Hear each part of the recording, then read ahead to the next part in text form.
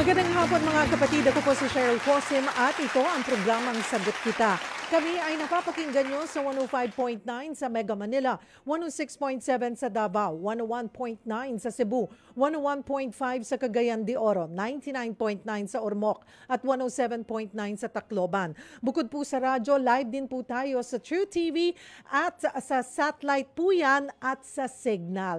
So we're on the True TV Channel 19 sa Signal at satellite po mga kapatid. Kaya mas madali na namin kayo maaabot saan mang sulok ng Pilipinas. At syempre, saan man sulok ng mundo, maaabot po namin kayo. Please do follow us on Facebook, Sagot Kita with Cheryl Cosim. Ayan po ang aming FB page. At ngayong araw ng Webes, samahan niyo po kami, mga kapatid, usapang kalusugan po tayo, katuwang ang MX3. Mag-lifestyle check po tayo, mga kapatid. Hindi ito yung lifestyle check na isinasagawa sa mga politiko, kundi lifestyle check na kailangan natin para sa ating kalusugan. Sa dami ng trabaho, deadlines at responsibilities, minsan nawawala na sa ating priority list ang isip at pangangatawan. Marami sa atin ang kulang sa tulog, kulang sa ehersisyo at madalas umaasa sa instant o fast food dahil nga busy ang pang-araw-araw na pamumuhay. So, guilty ho ba kayo riyan, mga kapatid? Marami sa atin, nangyayari po yan, na-experience natin yan, di ba? So, sa ganyang lifestyle at diet, hindi lamang po katawan ang apektado, kundi maging ang ating mental health. Alamin natin kung paano maisasagawa ang healthy habits kahit laging abala. Usali po kayo sa ating discussion. Ang amin pong tanong, ano ang biggest challenge sa pag-achieve ng healthy habits? Hindi nyo ba naisisingit ang exercise? Or hindi ba kayo makapili or makapag-prepare ng healthy meals? Yung pong mga ganun ba? Sali po kayo ha, i-post nyo po yan sa FB page ng Sagot Kita with Cheryl Cosim. Again, ang ating question of the day, ano ang biggest challenge sa pag-achieve ng healthy habits? At i-post nyo po yan sa FB page ng Sagot Kita with Cheryl Cosim. Dahil katuwang natin ang MX3, 5 po ang pipiliin natin na magkakamit ng gift pack mula po sa MX3. Iba't ibang produkto po yan ng MX3. May kape, may kanilang capsule at syempre hindi po mawawala ang Daily Bread or Holy Bible. O post na po kayo ha at mamaya po babasahin natin yan isa-isa. Dahil sa MX3, dito ako bilib.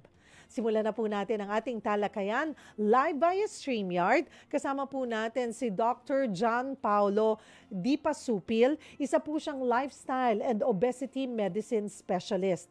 Si Dr. Di Pasupil po ay hindi endorser ng MX3. Siya po ay narito para po magbahagi ng kanyang expertise.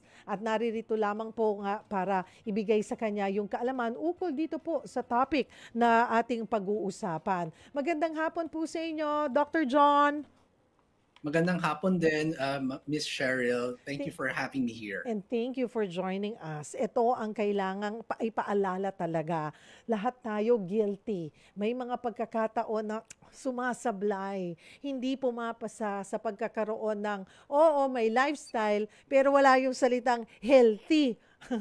Healthy lifestyle. So, Doc John, una po sa lahat, gaano ba kalaki ang epekto ng pagiging sobrang busy sa ating physical at mental health?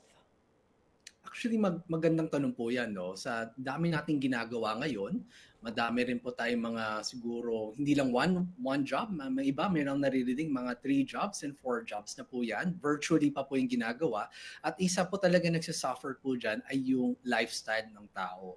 Once na feel nila na nag-iiba na po yung kanilang mga routines, no?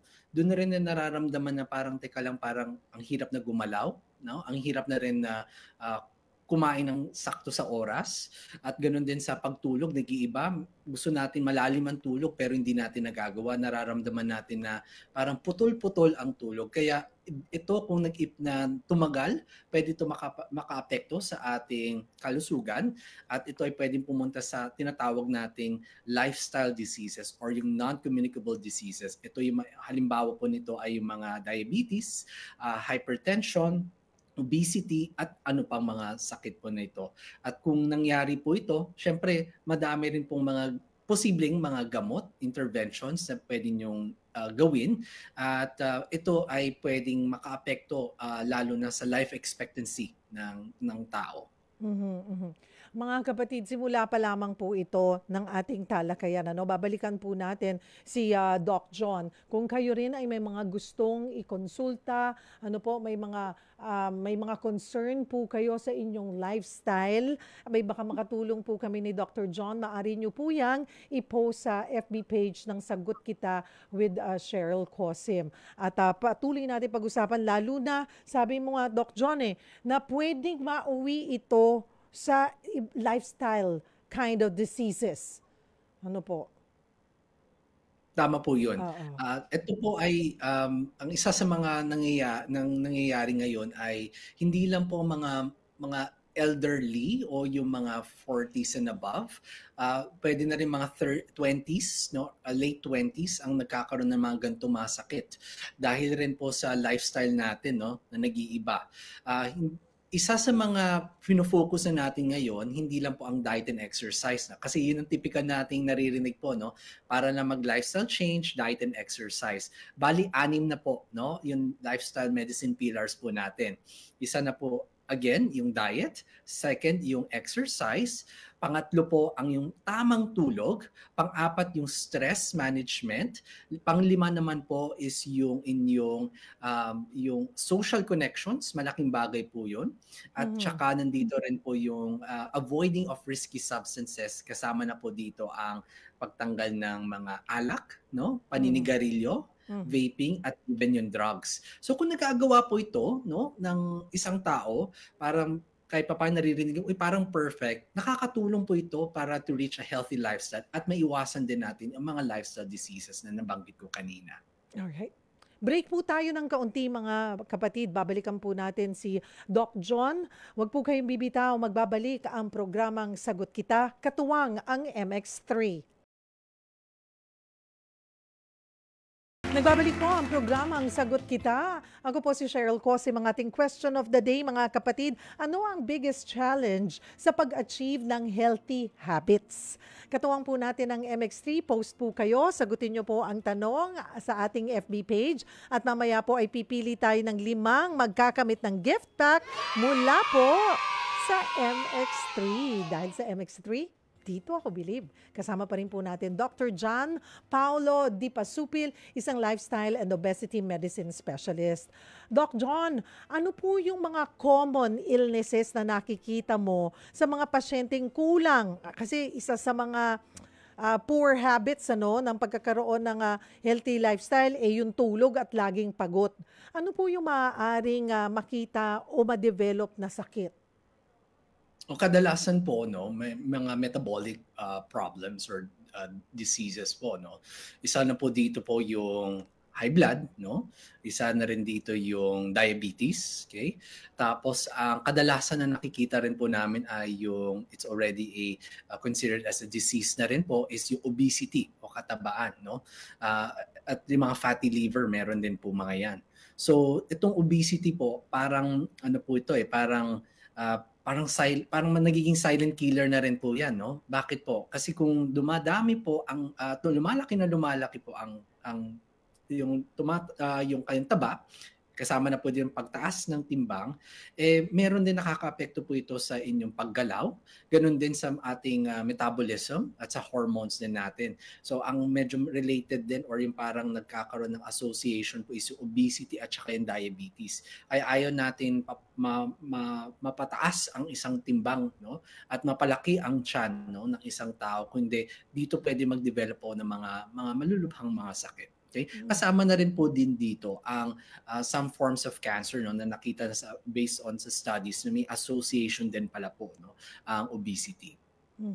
Ano po yung mga simple pero epektibong paraan para ma-manage ang stress sa trabaho lalo na sa mga office-based jobs?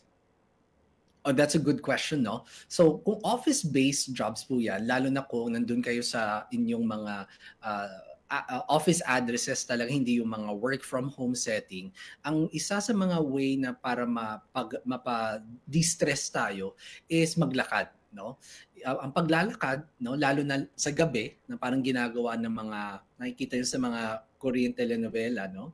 Naglalakad at nag-exercise sa gabi, pang-relieve kasi po yun ng stress, no? So kung naglalakad kayo kadalasan po, pauwi sa bahay, no? O papunta sa bahay at pwede rin kung tapos na kumain ng inyong hapunan, maglakad lang po at do dishes po, isa rin mga techniques po yun.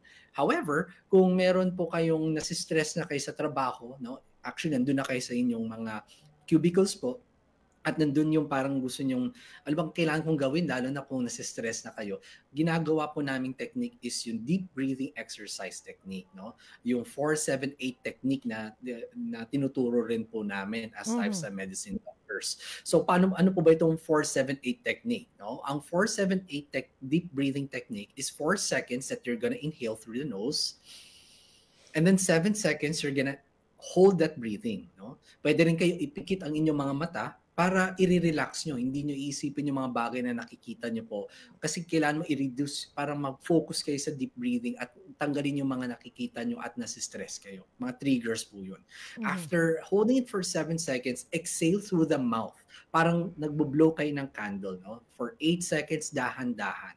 You could do that kind of technique for 3 times, no? Yan ang tawag nating 4 seconds of inhaling, 7 is holding that breathing, and 8 seconds of exhaling through the mouth. 4, 7, 8, 3 times. Ayan, tama po yun. Para Kasi kumalma ang mga kalamnan. Cherry, kung puro cellphone or social media po yan, na-overwhelm tayo, nagkakaroon tayo ng cognitive overload. So, imbis nakakaisip kayo ng nakakaroon kayo ng peace of mind, madami pa kayong nakikita mga triggers, no? Na let's say, nababasa nyo kayo sa news, o nakikita nyo sa news, or nakikita nyo mga videos that's happening, let's say, from a typhoon, or politics, or meron po mga chismis. It can also have this cognitive overload of a person. Ay, imbis na nadidistress sila sa social media, hindi po masalo pa silang nasistress po doon. Para po sa mga hirap mag-ehersisyo naman, ano yung mga workout on the go na pwedeng gawin sa bahay o opisina? Okay, good question again, no? To give you a comparison po, no, sa mga Japanese people, no, they are not really that working out that much. They're using their daily physical activity or yung daily activities. Ito yung paglalakad. Ang paglalakad po ng mga Japanese people, they are walking quite fast, no? Parang yung pacing nila lagi nagmamadali. Okay? Sa atin naman, pwede natin ma-apply din po yun, no? Lalo na kung papunta tayo sa trabaho o papunta rin tayo sa pauwi ng bahay, or sa tingin nyo po na kailangan nila mag-fast break, no? Kailangan nyo bumili something from the karinderya or from a store. Kailangan mabilisan ng paglalakad. That is actually already a good physical activity. Ang recommendation kasi po natin is 30 minutes, 5 times in a week, or a total, basta 150 minutes in a week na ginagawa nyo po. Kaya iba, sinasabi na biggest challenge na exercise kasi ang iniisip po nila structured lagi, no? Pwede naman kayo magsimula, no, sa pinakasimple, which is your walking, to brisk walking, or even your household chores. Malaking bagay na po yun. At least nasusustain nyo po yun for about 20 minutes. It really helps you with your body, no? Pagtanggal ng taba, paggamit ng sugar, and also reduces your stress. Ano po yung mga karaniwang pagkakamali ng mga busy individuals naman pagdating, eto na, sa pagkain at nutrition? Ako mag-share ako ng kaunti. Naalala ko noon, pag tuwing puyat ako, or sobrang grabe ng trabaho, tas di ka kumain ng maghapon, tapos makakarating sa bahay, sabihin mo, ay, deserve ko to. Deserve kong kumain. Napagod ako, hindi ako kumain the whole time. At tapos, kain ka, lamon, then tulog. Yun, maling habit yun, di ba? Late ko na nalaman. Yes, po. So, ang aming advice po, Miss Cheryl po, sa gantong habit is kailangan natin ayusin ang kanilang mga routines, no? Ang eating schedules importante po yun. Ang iba kasi isipin nila para pumayat or para mag-reset yung kanilang lifestyle is kakain lang silang 1 meal in a day, 2 meals in a day, magfa-fasting. Pero baka hindi po yun umugma sa kanilang lifestyle. So, kailangan po may tamang schedules of eating. Yung sinabi niyo po kanina na yung parang biglang bubugso yung kain nyo sa gabi kasi wala na kayong kinain ng umaga, no? So nangyari po yung stress hormone dahil sa pagod at saka sa late na po nagising ang isang tao, ang stress hormones po natin, nagpipik po yan in the afternoon, late afternoon hanggang gabi. Kaya dun yung nararamdaman po yung inyong gustong kumain. Kasama na po dito isang contributing factor, yung stress na feel nyo, no? Parang deserve ko na kumain kasi katatapos ko lang maggumawa ng isang malaking task o napagalitan ako ni boss, kakain ko. That's also an emotional eating, kaya kakain. Ang pangit lang po sa gantong gantong habit is yung katawan nyo pagod na, no? So kung pagod na yung katawan, yung inyong gut system or yung gastrointestinal system natin, yung mga intestines natin parang pagod na rin po yan, no? Na mag-work po yan. So, anong gagawin po niya? Parang hindi niya ipaprocess po yan ng effect ng parang usual na kailangan i-burn natin yung kinain na yun o gamitin agad sa katawan. Baka i-store niya lang po as fat po yun. Kaya iniiwasan din namin ang very high in sugary foods or carbs at night. And then, ang advice din po rin namin is 3 hours before you go to sleep, that is your last meal. Para ma-process niyo po talaga na maayos inyong mga pagkain.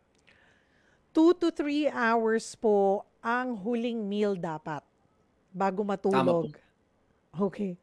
Doc John, ano po ang inyong tips para makagawa ng balanced meals kahit limited ang oras at syempre ang budget?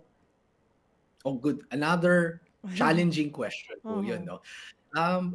Pwede naman po kayong mag-start muna tayo sa eating schedule, no? So sa eating schedule, ang advice pa rin naman natin is meron tamang breakfast, lunch, and dinner, no? Sa mga, especially for office workers na talagang physically they have to be there kasi wala kang energy, no? Na gagamitin, no? Pagpasok mo pa lang sa umaga. So, kailangan mo ng something to eat. No? So, ano bang pwedeng nyo kainin na breakfast? Lalo kung nagmamadali kayo. Isa is pwede na rin kayo mag-oatmeal, rolled oats. Kung mahirap, pwede mag-instant oats. Or pwede rin kayo mag-boil ng isang itlog. No? Kung sa tingin nyo hindi nyo kaya po ng ganito, parang naghahanap pa rin kayo ng carb, pwede naman mga wheat bread, no? Or yes, wheat bread or yung tasty bread. Ang kadalasan lang na nagiging challenge lang namin kung puro pandesal ang nakakain. From the word pandesal, no, bread of salt, no, kung may hypertension kayo, posibleng tumaas din po ang inyong blood pressure because from the word salt, pwede mag-retain ng fluids. Kaya pinapaiwas lang namin o limit nyo lang ang intake ng pandesal. So when you eat bread, maganda may kasama yung 30 component, no? May ito mga macronutrients, yung carbohydrates, your proteins, and your fat. Bakit importante po ito? If you eat champurado alone, no? Wala pang 2 oras, gutom, nanginginig na kayo, gusto mo nang ulit kumain.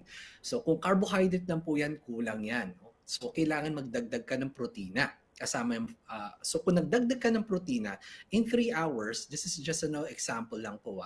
Kung nag-bread and tuna, no? Naging tuna sandwich po yan, maka 3 hours, no? Doon mo pa lang mararamdaman ang gutom. Pero kung nagdagdag ka ng good fat, iba naglalagay na avocado or pwedeng low-fat cheese. So may tatlo na po yung carbs, protein, and fat. Mabubusog ka talaga doon hanggang siguro 4 na oras, doon mo palang mararamdaman ang gutom. Kaya kung alas 8 ka kumain po ng breakfast, saktong-sakto lang yan for your 12 o'clock na lunch na may kasamang rice, no, ulam. We use the pinggan Pinoy, plate, no? Yung pinggan Pinoy na or healthy eating plate, no? That is half of your plate will be your vegetables and your fruits, 1/4 would be your grains, no? Yung rice nyo, and then 1/4 is yung protina nyo. So kailangan nyo po yun sa lunch. And then for 3 p.m., okay, kung sa tingin nyo dahil sa traffic, no? Ang gusto kasi namin mga 4 to 6 hours, yun yung interval of eating, or 3 to 6 hours of interval eating. Kung lumagpas po yan ng 6 na oras, anong nararamdaman nyo? gutom na gutom ka na, no? Gusto mong lumamon. Hindi lang isa, dalawa, tatlong cups of rice ang kakainin mo. Hindi pa tapos, kakain ka pa ng sweets. Kaya kailangan may 4 hours na gap. Kaya naglalagay lang tayo ng snacks in the afternoon para sakto pag uwi, na traffic kayo, hindi kayo magki-crave sa gabi na masyadong marami. Kasi yun ang nangyayari sa mga nagbiyahero, no? Talagang gutom na gutom sa bahay, kakain talaga na marami. Kaya nagkakaroon ng changes, no, sa kanilang katawan at posible rin po kung ganito pa rin ang kanilang lifestyle, posible mag-lead to a lifestyle disease. Mhm.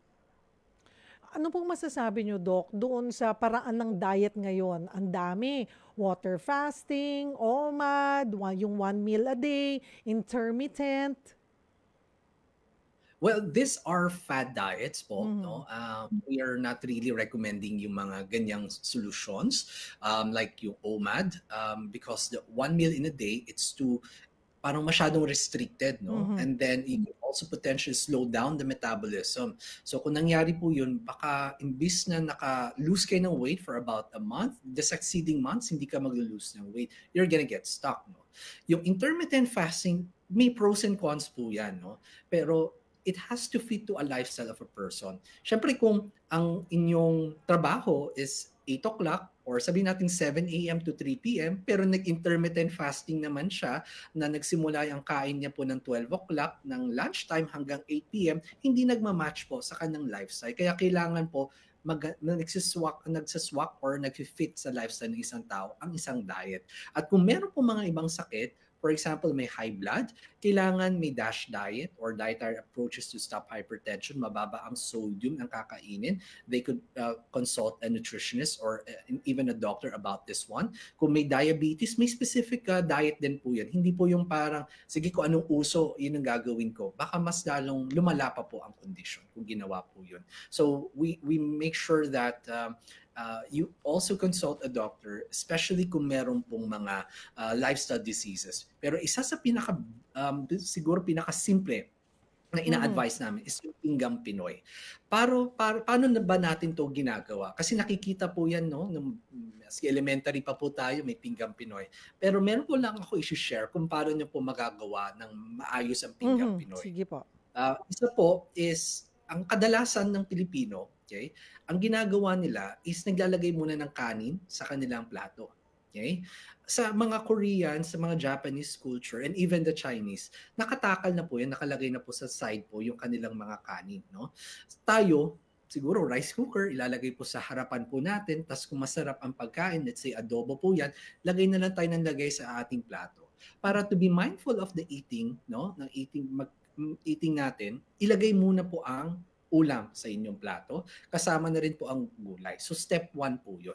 Step 2, it means nyo o liitan nyo po ang gulay. Lalo na ang mga taong hindi mahilig kumain ng gulay, it is actually a problem talaga. No? But they don't know na meron sa lumpiang Shanghai, may mga maliliit na carrots pala po yun, and nakakain na pala pa sila ng gulay. So yun ang technique po, paliitin po ang kanilang mga gulay. Pangatlo, doon nyo na po ilalagay yung kanin and then you can mix and then i-chew nyo yung pagkain. Ang chewing of your foods, yung panguya ng pagkain, ng inyong mga pagkain, is sana nakakaabot kayo ng 20 to 30 times. So, kung kaya nyo lang bilangin lang, no? Kasi yung iba, 5 subo pa lang or 5 nguya, lulunok nyo na po agad. Kung lugaw po yan, pwede. Pero kung pagkain na malalaki, lalo na kung pork chop, chicken, sana i-chew nila properly for 20 to 30 seconds. Kasi it takes about 15 minutes for our brain to perceive na busog na tayo. So, wag tayo na masyadong nagmamadali kung kumakain. Okay? So, yan isang technique that you could do when you would like to apply the pinggang Pinoy. Yun, i-enjoy natin yung food. Namnamin natin mabuti, pero guilty nga tayo. Bibilangin mo mga 20 to 30 seconds. Yung relax lang, 'di ba? Mag-relax ka lang kasi minsan talagang pag pag nagmamadali ka or na-excite ka sa pagkain, mali dapat sanayin, mahirap. I'm sure it's a big challenge. Ako feeling ko matcha-challenge ako doon, Doc, yung 20 to 30 seconds. Pero kung magiging habit, 'di ba? Talagang pa-practicein mo 'yon, masasanay at masasanay ka. At sabi niyo nga po, mas less yung makakain mo. Yung mga Doc, yung mga kanin, ano ba talaga ang pinaka-healthy? Kasi sabihin, ay hindi na ako magwa-white rice, red rice na lang, or brown rice para mas healthy. Ngayon, makikita mo, kaliwat kanan sa mga TikTok, yung shirataki rice na sinasabi nila, napakababa ng calories. Pero nung nakita ko, marami akong binabasa, hindi naman lahat ng binibenta na shirataki rice para ay low in calorie. Dapat maging mapanuri ka sa brand or sa klase ng shirataki rice na bibilhin mo.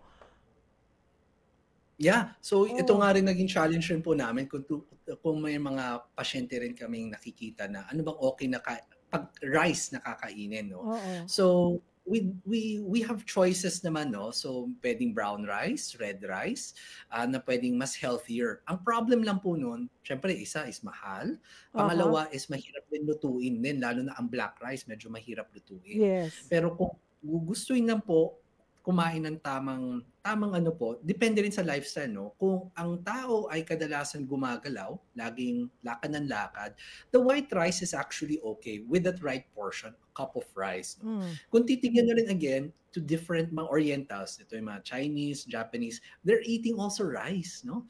Pero pag titingnan nyo sila, maganda naman yung kanilang mga katawan, no? Hindi sila Mm. yung mga malalaki, no?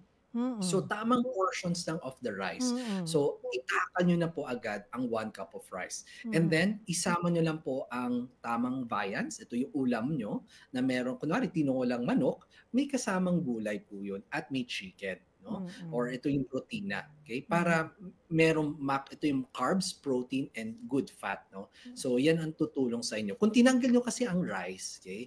Lalo na kung ang goal nyo is to lose weight, yes, it's good, no? Your calories will be going down.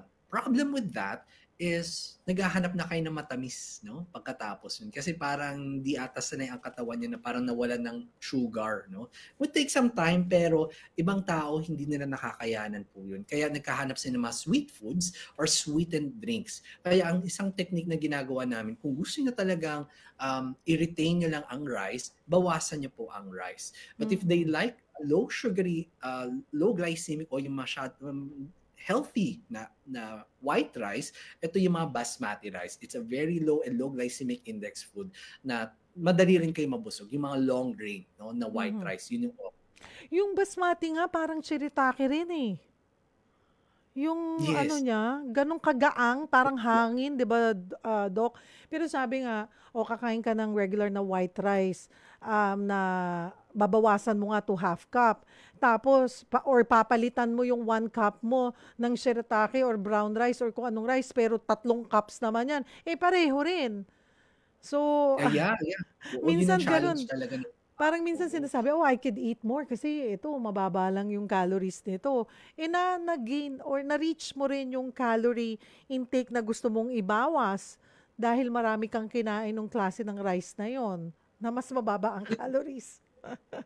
Yeah. I'd like to add on that, no? Yung brown rice kasi at red and the black rice, though they're almost the same yung calories ng white rice, mataas yung fiber content po niyan. Kaya Fiber. kung ang kain po nila noon, parang teka lang, mga ilang ilang subo lang po, nararamdaman na nila agad yung busog, no? Mhm. Compared with the short grain natin na typical na Pilipino na bibili nating mga bigas na maiikli. Kung mga Mhm. mahaba po yan at saka yung mga different colors na rice, madali po kayo mabusog po dun. Kaya, Mhm. because of the fiber content nun. So, kaya kailangan din para tulungan yung tumaas yung fiber, madali kayo mabusog, is yung gulay maisama nyo din po sa kung Yes. Opo. Eh, Doc, bukod po sa tamang pagkain, gaano kahalaga ang social connections sa family, friends, or co-workers sa pagpapanatili ng healthy habits? Ito naman para sa ating mental health. Yeah. So ang social connection is already part of lifestyle or healthy lifestyle pillar, no? So syempre kung mag-isa ka lang kumakain, may iba nararamdaman nila it's okay, no? Kasi I'm living alone. Pero may iba, they feel isolated, no? Nakakalungkot. But when you have somebody else to eat with you, let's say your family, it's part of having may nagre-release po kasi ng oxytocin po 'yan, no? For parang yung feeling ng social connection, nagpapaganda ng kalooban, no? And it's also a way to reduce your stress, no? case like in the Mediterranean diet, no? Ang dati akala namin Mediterranean diet is just a diet. May isang taga Europe na nagsabi, ang Mediterranean lifestyle dapat. So ano ba yung Mediterranean lifestyle? They're eating healthy foods, pero isa sa mga priorities nila when they're eating is they're connecting with their family, no? Sa kanilang friends when they're eating sa kanilang lamesa. That's part of their lifestyle, no? So yun, isa sa mga kailangan na din natin gawin is to connect, no, your family, your friends, to check them during lunch break, so nakakausap din. That's also a way for you to help you in your mental, emotional, and even your physical health. Mhm. Break lamang po tayo ng kaunti, mga kapatid. Ipagpapatuloy natin ang ating discussion. Sali po kayo sa ating question of the day, ha. Sagutin niyo po yan. 5 ang pipiliin natin na magkakamit ng gift pack mula po sa MX3. Magbabalik ang programang Sagot Kita. Nasa huling bahagi na po tayo ng ating programang Sagot Kita, katuwang ang MX3. Kasama pa rin po natin Dr. John Paulo Di Pasupil, isang lifestyle and obesity medicine specialist. Silipin natin, Doc, itong mga mensahe ng ating mga kapatid at baka may mabigay po kayong advice sa kanila. Si Jenaline Laurio, sabi niya, ang biggest challenge diet ko po, pag-iwas sa masasarap na pagkain, yung sa fast food, mas masarap, mas marami pong preservatives at mga milk tea na matatamis. Pero iniisip ko po ang future health ko, kaya kahit 32 pa lang ako, conscious na po ako sa pagkain at importante ang good sleep at umiwas sa stress sa buhay. Ayan.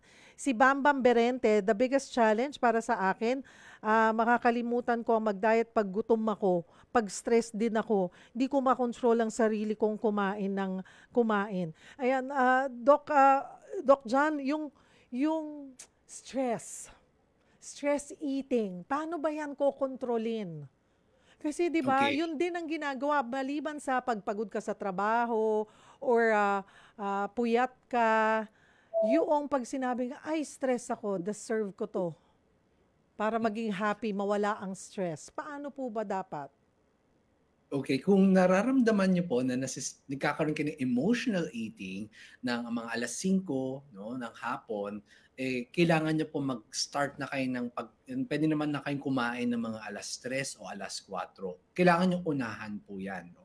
So, ano mang mga pagkain na puwede niyong kainin. Of course, puwede rin po yung mga nuts, puwede rin po ang mga sandwiches or open-faced sandwich na puwedeng isang pirasong, bread tapos lalagyan niyo po ng tuna or egg. Puwede rin kayong mag-yogurt. Kung sa tingin niyo po hindi niyo kaya na pong gawin po 'yan, ang tao ay gusto lang po magkape, it's okay. However, if yung pagkain po na 'yan o yung drink po na 'yan ay mataas sa asukal, pinapa-avoid po natin. Kasi kung hindi, kumain lang ng mamon o let's say ensaymada let's say walang laman ng tiyan o yun lang kakainin mo. Alam niyo matamis po 'yan. Wala pang 6 or 7 o'clock, nagugutom na kayo, kakain kayo, lalamon kayo. Okay? So I know that the cravings are there, lalo na kung libre, binigay po ng isang kapitbahay, ng colleagues nyo, kailangan nyo lang pong kumain muna ng may protina sana. Okay? O kung hindi, may choices of food. Let's say yung sinabi kanina, milk tea. Okay? A milk tea, kung nandyan yung stress, gusto i-relieve nyo lang yung stress na yan, o order isang tao ng milk tea. Pero may technique rin po para kumonte ang calories din po yan. Una is kung kaya po nilang bawasan o tanggalin po ang sugar kung mag-order po sila ng milk tea. No? O kung sa tingin nyo po na pwedeng bawasan nila ang tipikal na nilalagay nilang sago, pabawas nyo lang po. O kung kaya nyo tanggalin, okay lang po. Pwede nyo pa i-request, o pwede bang 3 lang na sago lang o 4 lang na Ay, sago? talaga Para ba? Minsan nga, Doc, extra pa eh. oh, pwede naman nila ilagay po yun. Na mga techniques lang Oo naman po nga. na Yung sugar pwede po. level, bawasan or kung kaya is 0. And then, aminin natin, kahit na gusto natin, bilhin lang yung small or medium. Kahit 10 pesos lang naman ang idadagdag ko or 20 pesos. Sige, large na. Mm. Ayun. Pwede naman pong subukan lang Smallest. na itabi o wag naman nilang ubusin po yung isang, let's say yung milk tea in Or 1 share hour. it with someone. tama po yun, i-share na lang po yun. And then, isama rin nila may proteins din para hindi puro asukal din ang kakainin. Iba Mm. rin po mga techniques nag-order ngayon ng, I think uso ngayon ng matcha, no? Mga matcha Aha. tea. Oo, mga matcha po kasi ay mataas din po sa ECGC na nagpapaspike ng, it's a fat burning na drink po rin po yun, no? And fat oxidation. So, if you take that one in the, let's say 3 p.m., no, it gives you an alertness, no? So, if let's say gusto mong kailangan tapusin isang trabaho, gusto mo yung konting a little bit of push, pwede po yan. Pero, kung marami kayong iniinom na kape, no, nakaka-4 na cups of coffee kayo, tapos nag-tea pa kayo, ay yan po ay sumusobra na kayo sa caffeine intake. Kasi ang ating limitation of the caffeine ng per day is 400 milligrams na po per day. So what happens if you eat a lot of coffee or nag-Spanish latte pa kayo, nag-milk tea, no? Ang mangyayari po yun, ito pa ay magdadagdag ng stress mo. So, high pa po yung stress. So, ano nararamdaman ng isang tao?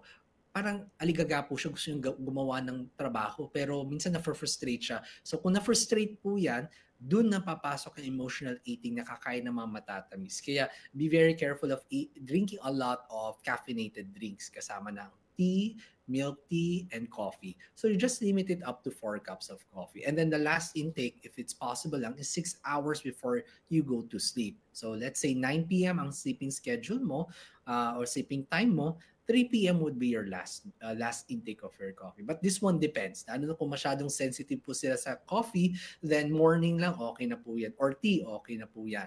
Ang mga certain teas, hindi po pantay-pantay ng caffeine yan. Ibang tea, let's say yung black tea, no? Yung mga green tea, matataas din po yan sa caffeine. Kaya kung uminom kayo ng black tea sa gabi, baka hindi rin kayo makatulog agad. No? There are certain teas na pwedeng pangpatulog. Let's say yung Pampakalma. chamomile tea. Chamomile. Mapampakalma po, no, Oo. Miss Cheryl, yung chamomile tea. Pwede rin po ang mga herbal teas, peppermint teas. Basta okay rin po inyong mga bato or your kidneys. No? So, you also have to consult your doctor on that. Doc, salamat po for joining us this afternoon. Sa uulitin po, Doc John. Yes po. Ayan. Thank you so much for having me again. Yan po mga kapatid, Dr. John Paulo Di Pasupil. At mga kapatid, ito na po ang ating winners ng gift pack mula po sa MX3. Tyler Del Castillo, Antonio Meta, Francis Ford, Menandro Ornales at Jenaline Laurio. Kayo po ang ating winners today, November 6. Ayan po, mag-send po kayo ng direct message sa FB page ng Sagot Kita with Cheryl Cosim. Ilagay nyo po doon yung date ng pagkapanalo, kompletong pangalan, address at contact number para agad po naming maipadala sa inyo ang inyong mga gift pack mula po sa MX3. Paano nga ba nakakatulong ang MX3 para ma-achieve ang healthy habits? Mayroon itong natural antioxidants mula po sa mangosteen na tumutulong labanan ang free radicals, yung mga nagdudulot ng stress, pagod at inflammation na sa katawan. Dahil dito, mas magaan ang pakiramdam, mas malakas ang resistensya at mas may energy tayong harapin ang mga hamon ng araw. Kaya kung ikaw ay laging puyat, stress o feeling drained sa dami ng ginagawa, kasabay ng tamang pagkain, sapat na tulog at regular na ehersisyo, abay mag-MX3 po tayo. Lalo na po yung kanilang tea, nako, very calming. And you can take that actually the whole day. Yung isang tea bag po ay ibabad nyo po sa 1 litro ng tubig sa inyong tumbler. Yun, ang gawin nyo pong tubig dahil maganda rin po yung pang-detoxify. Alright, mga kapatid, salamat po sa inyong pagtutok. Ito, public service muna po tayo para po sa mga nais tumulong sa mga biktima ng bagyo. Ito pong nagdaang bagyong Tino, hindi po biro ang idinulot nito sa atin. At ito nga, paparating pa ang sinasabing magde-develop sa isang super typhoon ang bagyong Uwan. Ito po mga kapatid, kami po'y kumakatok na sa inyong mga puso. Naka-flash po sa inyong screen ang QR code ng Alagang Kapatid. Lahat po yan, yung QR code po namin yan ay pwede po sa lahat, gamitin sa lahat po ng e-wallets. Maaari din po kayong mag-deposit sa Banco de Oro, sa Metrobank at sa Bank of the Philippine Islands. Ano man pong halaga, wala pong maliit. Pag ating pinagsama-sama, marami po tayong mga kababayan na matutulungan. Samantala mga kapatid, iniimbitahan po namin kayo sa isang fun run. Heto na ang pinakahihintay nyong Run for Life, hatid ng MX3 at Dimery Foundation Incorporated. At gagawin po yan sa Mall of Asia, SM Mall of Asia sa November 23. Malapit na. May 3K, 5K at 10K category. Bitbitin nyo na po ang inyong buong tropa. Lahat po ng proceeds ay mapupunta sa Dimery Foundation para po suportahan ang livelihood, education, feeding, and lifestyle change trainings. Let's run together, not just for fitness, but for life and hope. Magkita-kita po tayo doon, mga kapatid. At para po kayo makapagparehistro, abay i-check nyo na po ang link sa MX3 Natural Supplement website. Diyan po nagtatapos ang isang oras na tanungan at sagutan. Magsama-sama po tayo ulit bukas. Spiritual Day po tayo. Katuwang pa rin ang MX3 araw ng Biyernes. Dito pa rin sa programang Sagot Kita.